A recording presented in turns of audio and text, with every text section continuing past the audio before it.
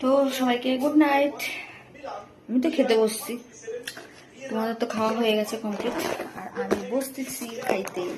তো আজকে চিকেন হয়েছে, সানডেতে চিকেন হয়, চিকেন আর রুটি।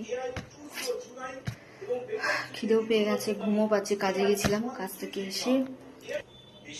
থেকে এসে রুটি সমস্ত কিছু করলাম, করে এবার খেতে আসলাম। তো চলো চট করে খেয়ে নি,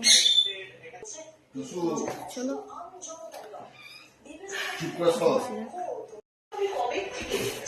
চলো খেতে বসে গেলাম।